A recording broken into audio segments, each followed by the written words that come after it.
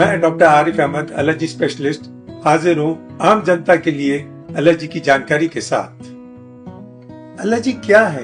Allergy एक hyper sensitivity reaction है जिसमें जीवित चीजों से जिस्म का एक हद से ज्यादा रिएक्शन होता है। अक्सर मैं अपने लेक्चर्स में जो सारे हिंदुस्तान में होते हैं, मेरा एक आम सवाल होता है कि आपको स्मोक, परफ्यूम्स, डिओड्रेंट्स, केमिकल्स, क्या ये सभी चीजों से एलर्जी हो सकती है क्या?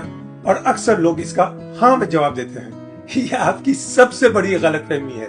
ये सभी चीजें जीवित चीजें नहीं है, इनसे आपको एलर्जी नहीं होती है। ये आपके नाक, गले या जिल्द को और इरिटेट करती है, और अगर आपको पहले से एलर्जी है तो ये उसे ज्यादा कर देती है। अगर एक एलर्जी का पेशेंट या कोई भी पेशेंट जिसका गला या नाक खराब हो, ये सभी चीजें उस पर ऐसा असर करते हैं जैसा जख्म पे मिर्ची लगाने के बराबर। ये नॉर्मल स्किन पर कुछ नहीं होता है, मतलब आपकी बीमारी को और बढ़ा देती है। अगर आप इसे इग्नोर किए या नजरअंदाज किए तो आगे चलकर आपके लिए एक बहुत बड़ा पहाड़ खड़ा हो सकता है, आपकी रोजाना की जिंदगी को मुतासिर कर सकता है, जिसे हम इंग्लिश में कहते हैं क्वालिटी ऑफ लाइफ।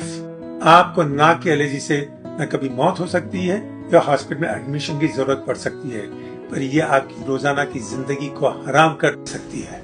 इसकी मिसाल आप एक बर्फ के गोले से कर सकते हैं जो पहाड़ से नीचे आते आते वक्त के साथ बढ़ जाता है।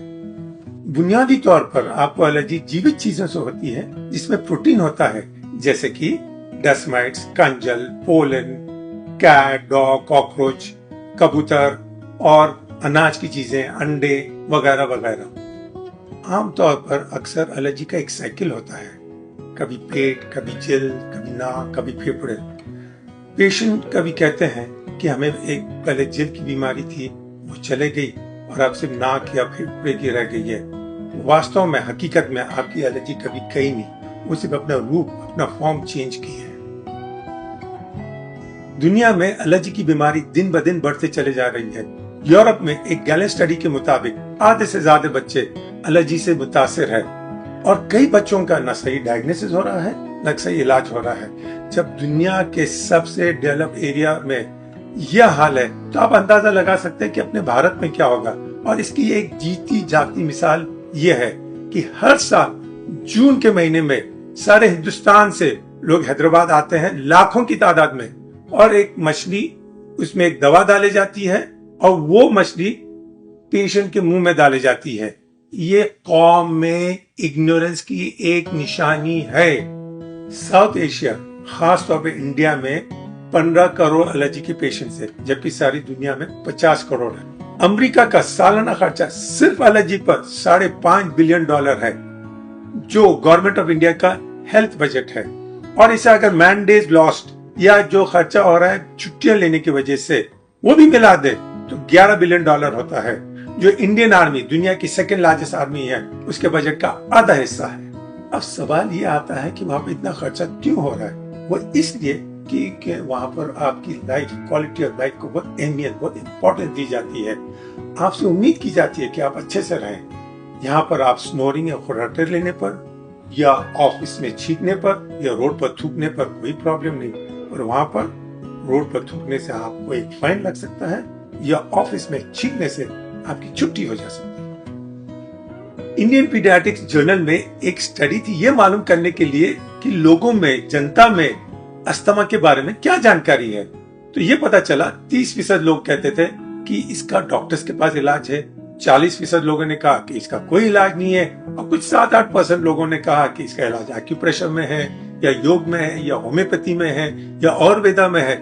लेकिन सबसे चौंका देने वाली बात, सबसे हैरान करने वाली बात यह थी कि 10% लोगों ने कहा कि इसका इलाज सिर्फ संत और बाबाओं के पास है।